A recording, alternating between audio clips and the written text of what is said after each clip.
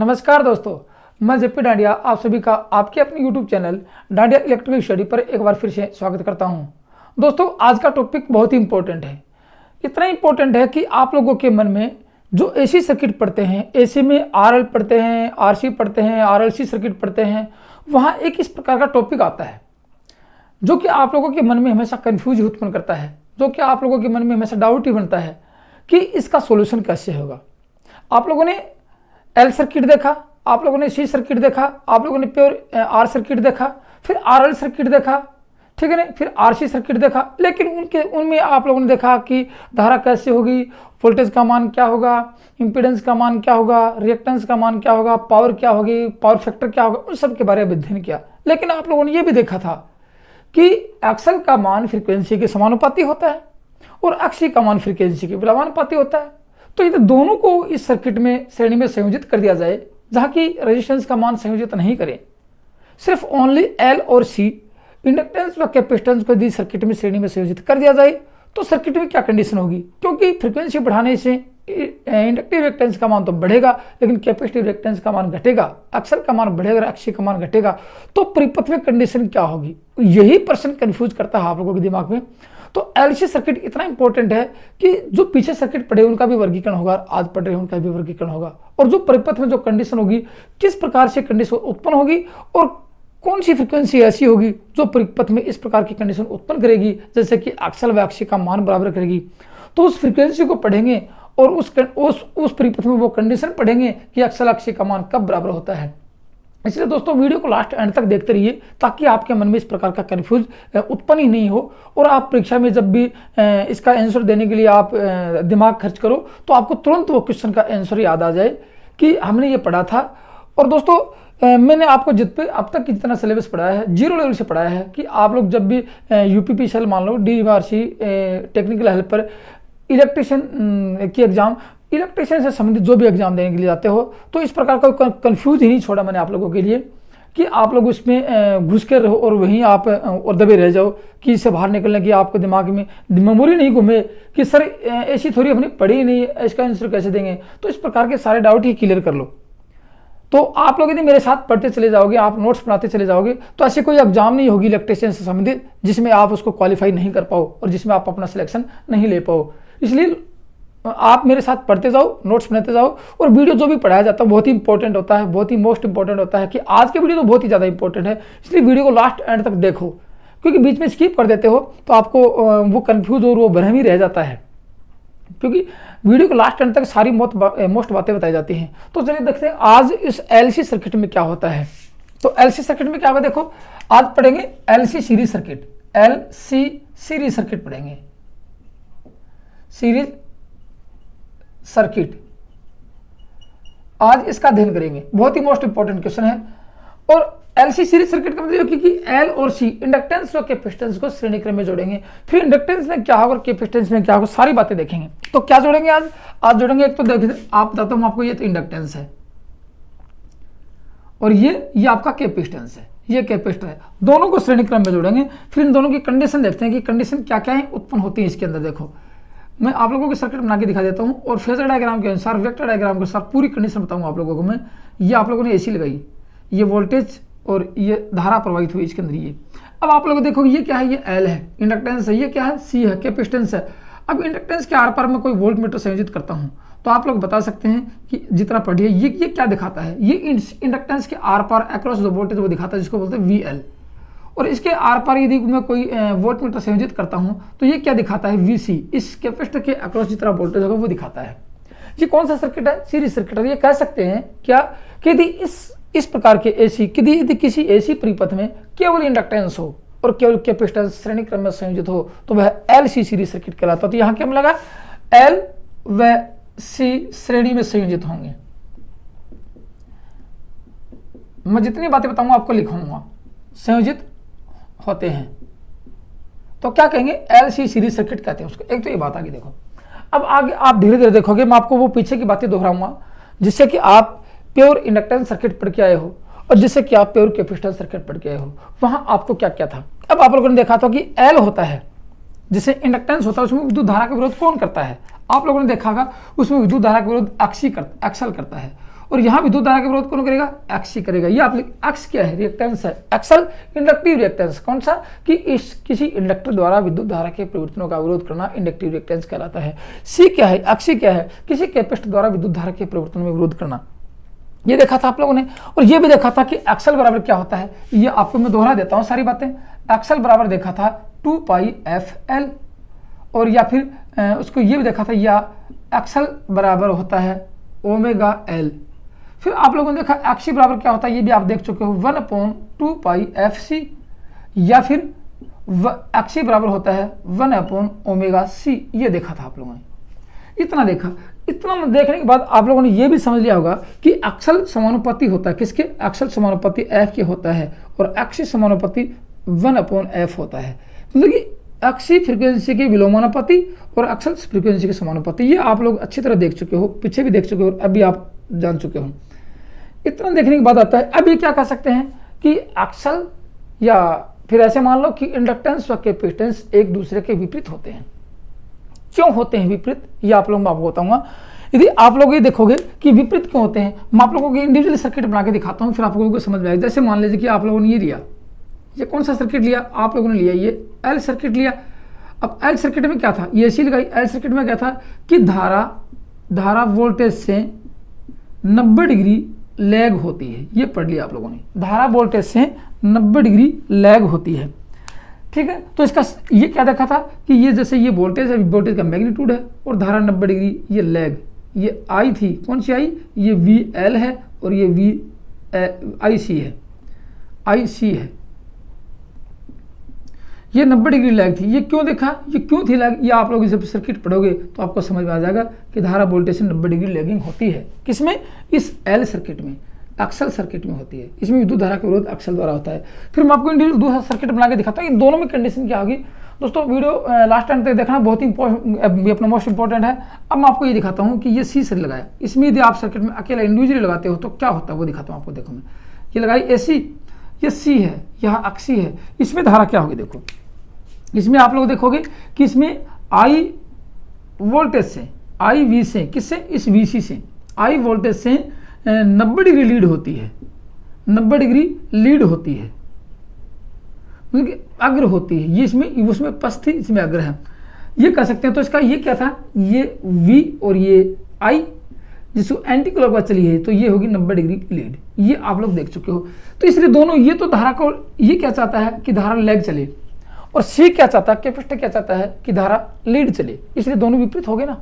इसलिए कह सकते हैं कि किसी परिपथ में जब दोनों लगते हैं तो इंडक्टेंस कैपेसिटेंस दोनों एक दूसरे के विपरीत स्वभाव वाले होते हैं, विपरीत कार्य करने वाले होते हैं। लेकिन यहाँ दोनों साथ लगे हैं तो कंडीशन क्या होगी, ये आई देखो, अब आई कैसे प्रभावित होगी और दोनों का मान क्या होगा, और दोनों का मान बराबर होगा तो क्या होगा। इसलिए कहते हैं इसमें वो कंडीशन आती है जब एक्सल बराबर एक्सी हो जाता है। वो कंडीशन आपको पढ़ाऊंगा, ठीक है। लेकिन उससे पहले ये देखेंगे कि V और Z का मान कैसे ज्ञात करें। V मतलब इसमें कुल वोल्टेज क्या होगा और इसमें कुल प्रतिबाधा क्या होगी, उसके बारे में देखते हैं। तो अब देखो आप लोगों ने, जैसे मान लेते हैं कि एक्सल का मान 20 ओम है और एक्सी का मान 15 ओम है। अब अधिक कौन है, गौर से देखते हैं, अधिक कौन है, एक्सल का मान अधिक है। तो एक्सल का मान अधिक है तो ये लिख सकते हैं यहाँ पे कि इस सर्किट में क्या क्या कंडीशन हो सकते हैं। एक बार इसका भी मान अधिक हो सकता है, एक बार इसका भी मान अधिक हो सकता है, हो तो सकता है। इसलिए V का मान क्या रखेंगे, V का मान ये रख सकते हैं इसके अंदर, इस परिपथ में कुल वोल्टेज V बराबर क्या रख सकते हैं, V बराबर हो सकता है VL माइनस VC, ये भी हो सकता है। क्योंकि यदि इसका मान अधिक है तो इसका मान अधिक मिलेगा और इसका मान कम मिलेगा। और ये कब मिलेगा, जब एक्सल होगा एक्सी से अधिक तो इसका मान अधिक, और ये कंडीशन ये क्यों आएगी, एक्सी का मान यदि अधिक होगा एक्सल से तो इसका मान अधिक होगा। तो ये भी हो सकता है कि V बराबर VC माइनस VL भी तो हो सकता है। दोनों कंडीशन हो सकती है इसके अंदर, दोनों कंडीशन होगी। ये कंडीशन कब होगी, जब VL का मान, इसमें VL अधिक होगा VC से, तो ये कंडीशन VL में से जो अधिक होगा वो इधर रखेंगे और जो कम होगा इधर, क्योंकि घटाएंगे। और ये कंडीशन कब होगी, जब V का मान, VC का मान, VC मतलब इसके आर पार वोल्टेज, VC का मान अधिक होगा VL से, तो कंडीशन ये आ गई। दोनों कंडीशन आपके सामने रखी हैं। तो अब क्या कर सकते हैं कि इसके V का मान कैसे ज्ञात करेंगे भैया, ये बात आ गई कि V का मान कैसे ज्ञात करें। तो V का मान ये लिख सकते हैं, देखो v का मान क्या लिख सकते हैं, v बराबर वी एल, ये सिंबल लगता है ऐसे, वी सी, इसको प्लस माइनस भी लिख सकते हैं, क्या इसको ऐसे भी लिख सकते हैं, या V L plus minus V C. जो अधिक होगा वो इधर रखा जाएगा, जो कम होगा इधर रखा जाएगा। इसलिए ये नहीं है कि वी सी इधर, वी सी इधर भी आ सकता है, जिसका मान अधिक होगा वो यहाँ आ सकता है, जिसका मान कम होगा वो इधर है। तो ये होता है आपका वी, इस परिपथ में ये वी से अपन लिख सकते हैं। ये तो था कब, जब वी का मान ये देख, कभी वी सी का मान, वी सी मतलब इसके अक्रॉस वोल्टेज, वी एल इसके अक्रॉस, कभी मान उतार चढ़ाव होता है, तो ये कंडीशन आ सकती है। लेकिन अब देखो, आप लोगों ने ये देखा था कि अक्षर का मान अधिक होगा या अक्षी का मान अधिक होगा। यदि अक्षर का मान अधिक है तो धारा लेग चलेगी, यदि अक्षय का मान अधिक है तो धारा लीड चलेगी। अब मैं आपको वो कंडीशन दिखाता हूँ कि किस प्रकार लीड चलेगी और किस प्रकार लेग चलती है। अब दिखाता हूँ, देखो आपको, ये तो आप समझ गए होंगे। मैं ये दिखाता हूँ आप लोगों को कि जैसे आप लोग ये देखते हो, ये धारा है, धारा मान लीजिए यही धारा है, ये धारा मान लेते हैं, ये धारा है। अब आप लोग सोचते हो कि यदि एक बार इसके बदले में देखें, ये क्या चाहता है कि धारा 90 डिग्री लेग हो, ये तो चाहती है धारा 90 डिग्री लेग हो, अक्सर चाहता है धारा 90 डिग्री लेग क्यों। तो लेग कैसे करेंगे, मैंने आपको बताया, जो राशि एंटी क्लॉकवाइज चलेगी, ऐसे चलेगी, वो लीड होती है, और जो राशि क्लॉकवाइज चलेगी वो लेग होती है। समझ गए आप। तो आप चाहे इधर दिखा दो चाहे इधर दिखा दो, लेकिन ये देखते हैं कि इसमें मैंने आपको बताया कि इसमें धारा 90 डिग्री लीड चलती है, सॉरी लेग चलती है। तो धारा 90 डिग्री लेग चलती है किससे, वोल्टेज से, तो वोल्टेज तो लीड हो गया। समझ रहे मेरी बात को, वोल्टेज लीड हो गया। अब मैं इसको ऐसे दर्शाऊं, जैसे ये दिखाऊं आपको यहाँ पे, तो यहाँ में यदि वी सी लिख देता हूँ, कोर्स से देखना, वी एल लिख देता हूँ या वी सी लिख देता हूँ, वी सी लिख देते हैं या वी एल मान लेते हैं, ये वी एल है। तो ये कंडीशन कौन सी है कि ये वी एल देखो 90 डिग्री, ये कंडीशन किसकी है, आप समझोगे वी एल लिखा तो ये अक्रॉस तीर कंडीशन लगे, तो इसमें ये हो गया कि एंटी क्लॉकवाइज, एंटी क्लॉक को धारा से वी एल एंटी क्लॉकवाइज चला, तो वी एल क्या हो गया, ये लीड हो गया, और वी एल से आई धारा लैग हो गई, वी एल से आई धारा लैग हो गई। और यहाँ देखा जाए तो यहाँ 90 डिग्री, ये मैं यहाँ वी सी लिख देता हूँ, वी सी लिखा, इसका मतलब कि ये होगी एंटी क्लॉकवाइज, ये इसको ऐसे एंटी क्लॉकवाइज चलाते हैं, ये एंटी क्लॉकवाइज चली है, तो वी सी से धारा एंटी क्लॉकवाइज है, तो धारा 90 डिग्री लीड होगी। कंडीशन वो आपके सामने है, आप किसी भी प्रकार दर्शा सकते हो उसको, लेकिन एंटी क्लॉकवाइज क्लॉकवाइज का ध्यान जरूर रखना आप लोगों को। एरो हेड नहीं मिले तो आपको ये देखना कि एंटी क्लॉकवाइज क्या होगा, क्लॉकवाइज क्या होगा।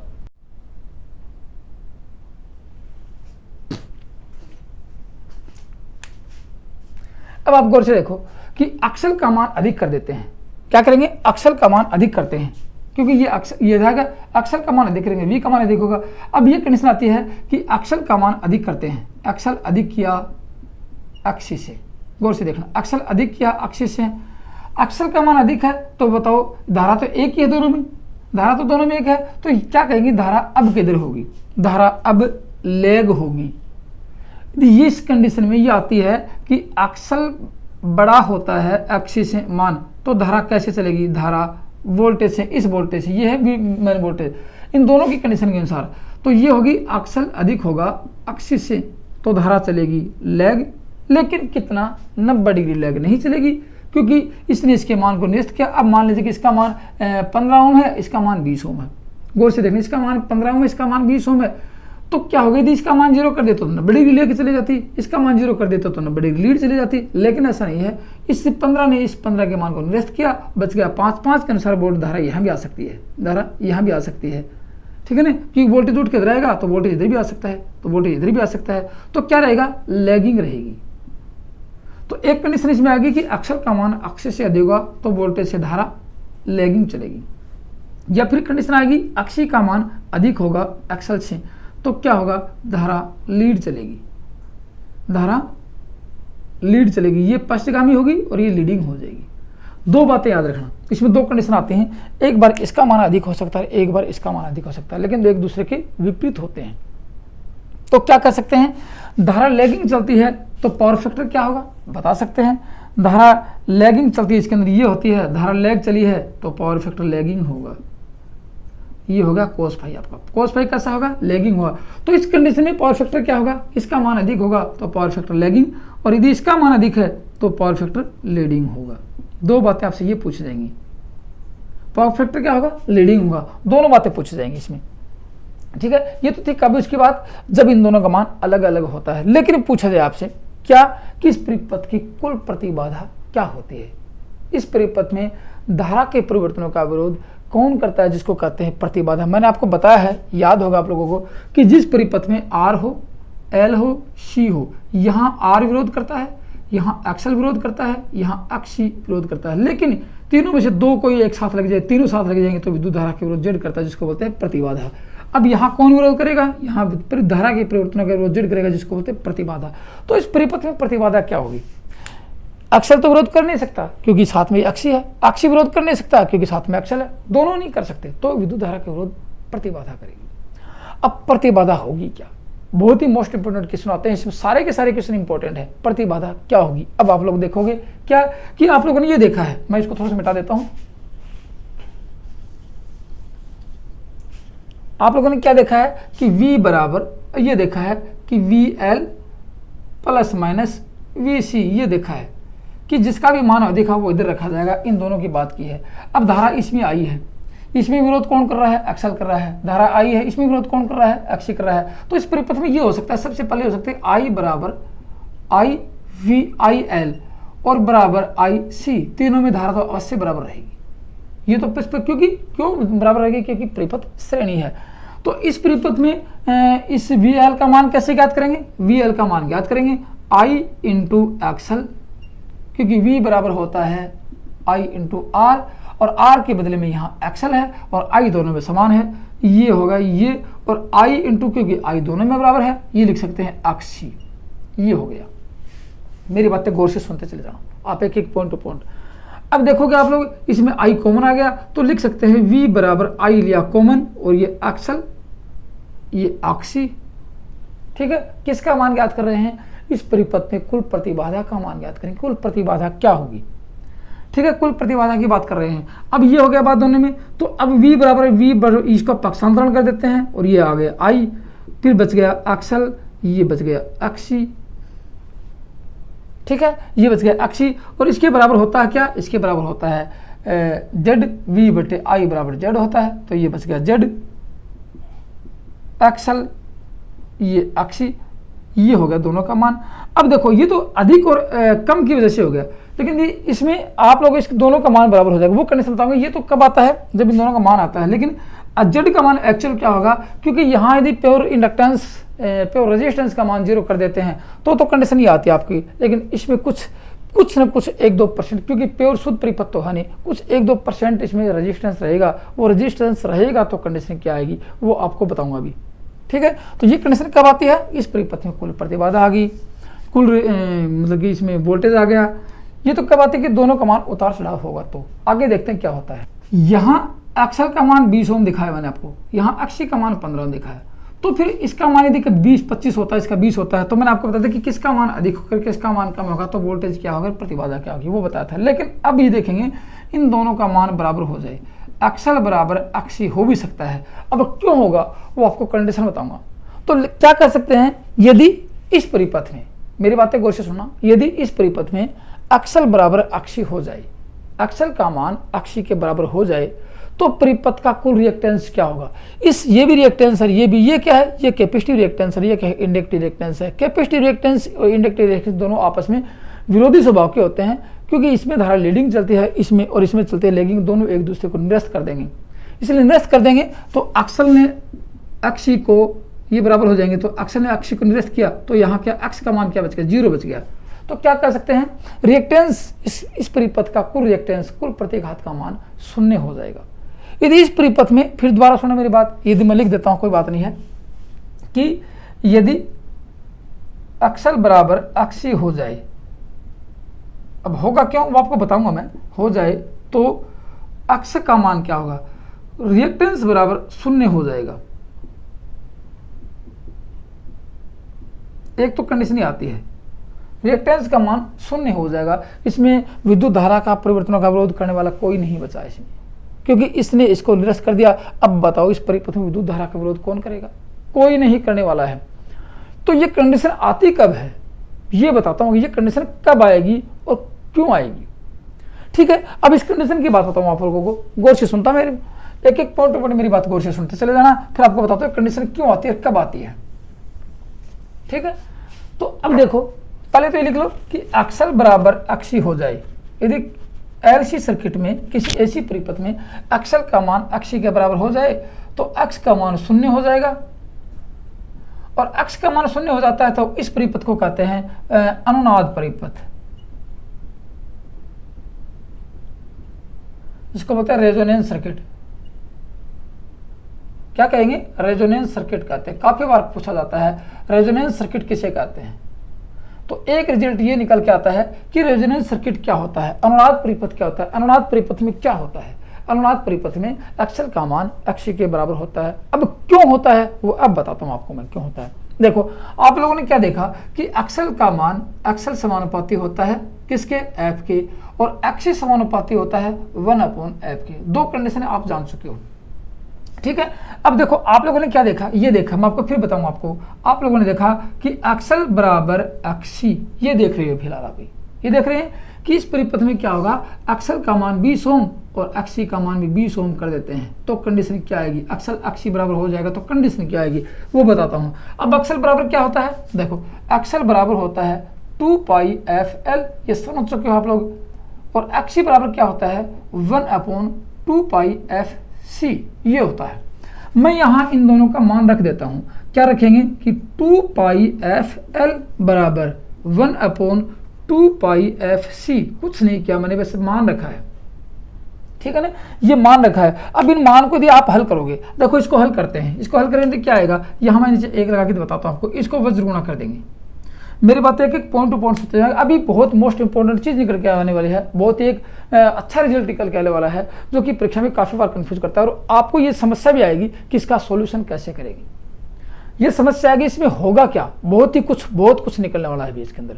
तो एक एक पॉइंट टू पॉइंट लिखते चले जाना, नोट्स बनाते चले जाना। देखो इसका मैं वज्र गुणा करता हूं तो अब तक क्या है, देखो ये आएगा 2πfl, ये कंडीशन है कि इंटू 2πfc, दोनों को मैंने गुणा किया बराबर 1 के, क्योंकि एक को 1 से गुणा करेंगे, इसको दोनों गुणा कर देंगे। अब इसको आप हल करके देखो, 2 दूनी 4, पाई को पाई से गुणा करो पाई स्क्वायर, एफ को एफ से करो एफ स्क्वायर, एल को सी से करो एल और सी, बराबर क्या आ गया 1 आ गया।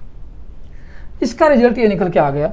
अब इसको यदि आप पक्षांतर, अपने को क्या निकालना है कि इस फ्रीक्वेंसी का मान, क्योंकि फ्रीक्वेंसी का मान ये है, फ्रीक्वेंसी ये फ्रीक्वेंसी है, इस फ्रीक्वेंसी का फ्रीक्वेंसी निकालो, एफ स्क्वायर बराबर क्या आ गया, इसको सबको पक्षांतरण कर दो 1/4π स्क्वायर एल सी, ये आता है निकल के। इसका रिजल्ट निकल के क्या आ गया, ये आ गया। अब इसको यदि आगे थोड़ा और सॉल्यूशन कर देते हैं और थोड़ा इसको हल कर देते हैं तो बहुत अच्छी एक राशि निकल के आने वाली है, जो कि बहुत ही काफी इंपॉर्टेंट होते हैं, परीक्षा में आए बिना रुकता नहीं इसका पर्सन भी।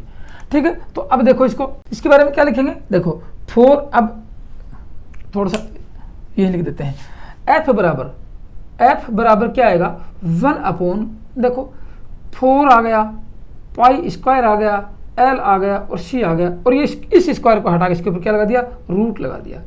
अब इसके एक समीकरण बन चुका है। काफी बार परीक्षा में ये स्टेप भी आती है, ये स्टेप आती है। अब आपको बताऊँ स्टेप में पूछा क्या जाता है, किस प्रकार से का प्रश्न पूछा जाता है, वो बताता हूँ आप लोगों को। मैं थोड़ा इसको मिटा देता हूँ, आप धीरे धीरे देखते चले जाना। देखो क्या पूछा जाएगा, ये पूछा जाएगा इस स्टेप के आगे, थोड़ा और हल करते हैं इसको आगे। तो ये आता है कि एफ बराबर, ठीक है ना, एफ बराबर क्या आएगा कि 1/, देखो इस रूट को यहां से सोल्यूशन 2 4 का रूट 2, पाई का रूट लगा, इसको स्क्वायर हटा देंगे तो क्या आएगा 2π, ये बच गया। अब इसकी कोई रूट नहीं है तो इन 2 का रूट लगा देते हैं, एल और सी, ये निकल के आ गया रिजल्ट, इसका लास्ट एंड फाइनल रिजल्ट निकल के आ गया।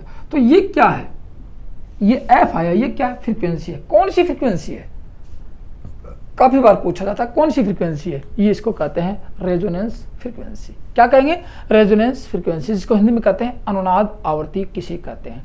तो आपके पास 2 क्वेश्चन आ गए, अनुनाद परिपथ क्या होता है और अनुनाद आवर्ती क्या होती है, ये आ गया। तो इसको क्या कहेंगे, इसको एफ अनुनाद आवर्ती को इसको कहेंगे अनुनाद आवर्ती, जिसको रेजोनेंस फ्रीक्वेंसी बोलते हैं।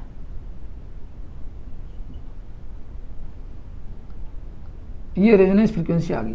अब इस रेजोनेंस फ्रीक्वेंसी देखो, रेजोनेंस फ्रीक्वेंसी को एफ से दर्शाते हैं आर, इसको एफ आर से दर्शाते हैं। तो ये क्या हो गया, एफ आर हो गया, ये क्या हो गया, एफ आर हो गया, ये एफ आर हो गया। तो क्या हो गया, एफ आर से दर्शाते हैं। ये क्या है, रेजोनेंस फ्रीक्वेंसी। इसका मतलब क्या होता है, रेजोनेंस फ्रीक्वेंसी की परिभाषा क्या लिख सकते हैं, ये सबसे बड़ी समस्या आती है। रेजोनेंस फ्रीक्वेंसी की परिभाषा क्या लिख सकते हैं कि जिस फ्रीक्वेंसी पर, याद रखना बात, जिस फ्रीक्वेंसी पर एक्सएल का मान एक्ससी के बराबर हो जाता है, परिभाषा लिख सकते हैं। किसकी, इसकी परिभाषा लिखते हैं हम। इसका एक रिजल्ट निकालते हैं कि रेजोनेंस फ्रीक्वेंसी क्या होती है, जिस फ्रीक्वेंसी पर एक्सएल का मान एक्ससी के बराबर हो जाता है तो वह अनुनाद आवृत्ति कहलाती है। तो वह क्या कहेगी, अनुनाद आवृत्ति, जिसको कहते हैं रेजोनेंस फ्रीक्वेंसी कहलाती है। तो अब देखो इसका मान अधिक ज़्यादा क्यों होगा, इसको बराबर कैसे कर सकते हैं, मैं आपको एक छोटा सा न्यूमेरिकल बताता हूँ। देखो आपको इसका मान कम ज़्यादा कैसे हो सकता है उसके बारे में बताता हूँ। देखो आपको मैं,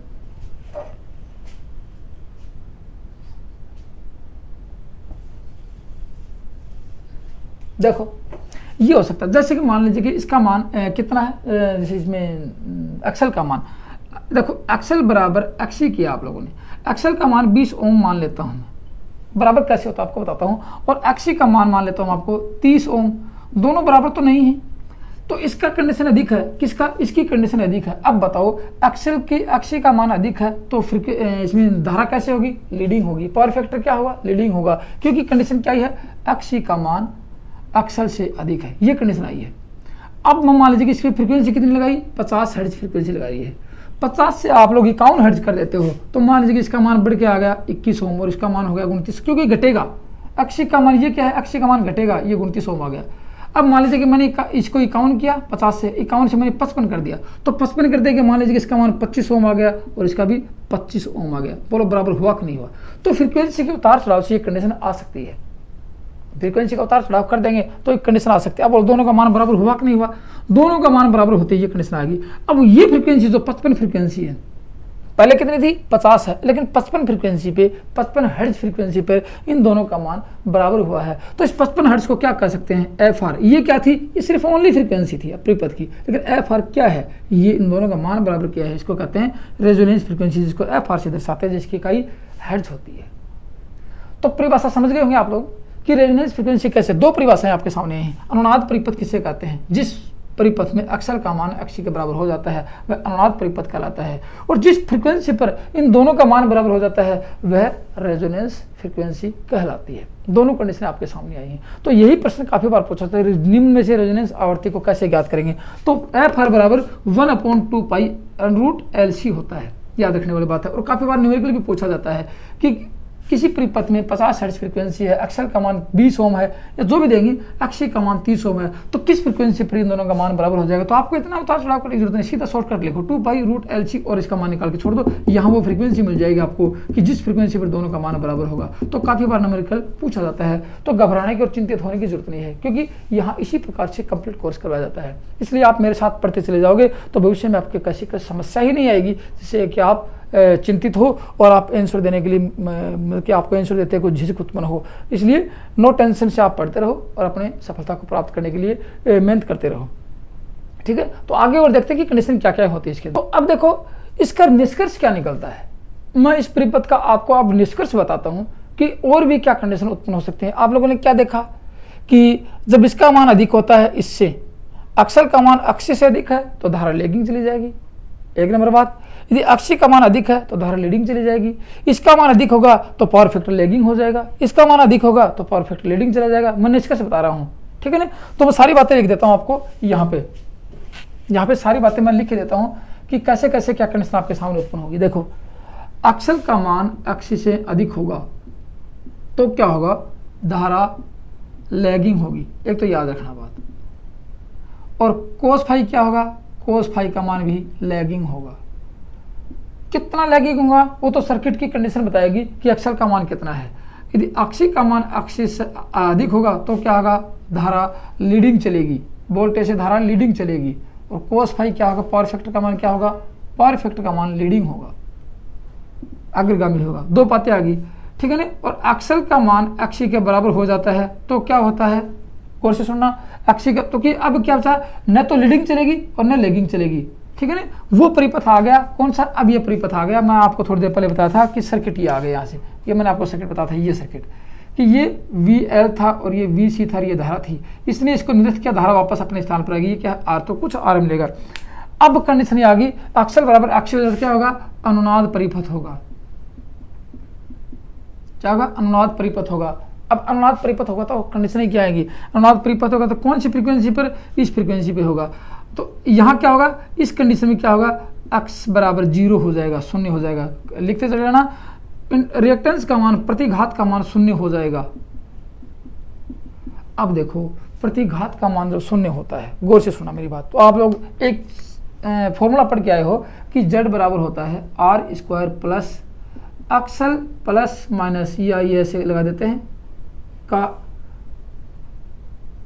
ये लगा देते हैं आप लोगों।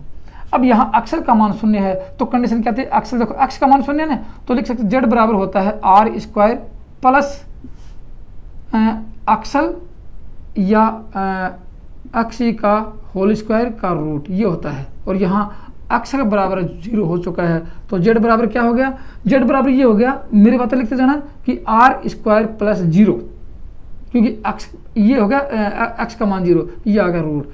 तो अब बच क्या गया, अब बच गया z बराबर R। तो लिख लो मेरी बात कि x का मान 0 हो जाएगा तो इम्पीडेंस का मान इस परिपथ की कुल प्रतिबाधा प्रतिरोध के बराबर हो जाएगी। हालांकि प्रतिरोध नहीं बताते हैं इसके अंदर, बहुत न्यून बताते हैं इसके अंदर, क्योंकि इसमें जोड़ा ही नहीं, तो कुछ 1-2% प्रतिरोध होगा, उसके बराबर हो जाएगी।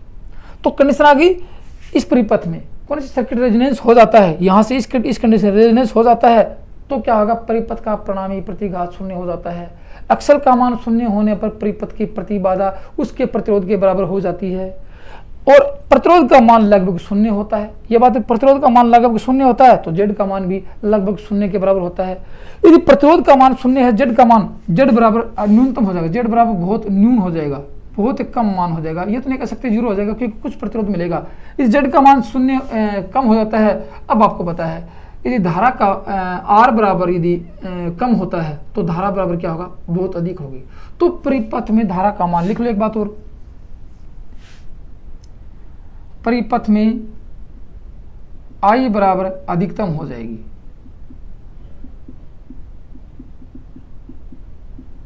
धारा बहुत अधिक चली जाएगी। तो क्या कर सकते हैं कि परिपथ में धारा अधिक चली जाएगी तो क्या होगा, ये परिपथ कौन सा, रेजोनेंस सर्किट, यहाँ अनुनाद परिपथ आता है, ये परिपथ शॉर्ट सर्किट की भांति कार्य करना लग जाएगा। शॉर्ट सर्किट याद रखना, काफी बार परीक्षा मैंने जितनी बातें लिखा है सारी परीक्षा में आ चुकी हैं, शॉर्ट सर्किट की भांति कार्य करने लग जाता है। तो रेजोनेंस सर्किट कैसा होता है, LC resonance circuit short circuit की भांति कार्य करता है, और शॉर्ट सर्किट में कार्य करता है। शॉर्ट सर्किट में क्या होता है, धारा का मान बहुत अनंत होता है क्योंकि प्रतिरोध का मान बहुत कम होता है, शॉर्ट सर्किट की भांति कार्य करेगा।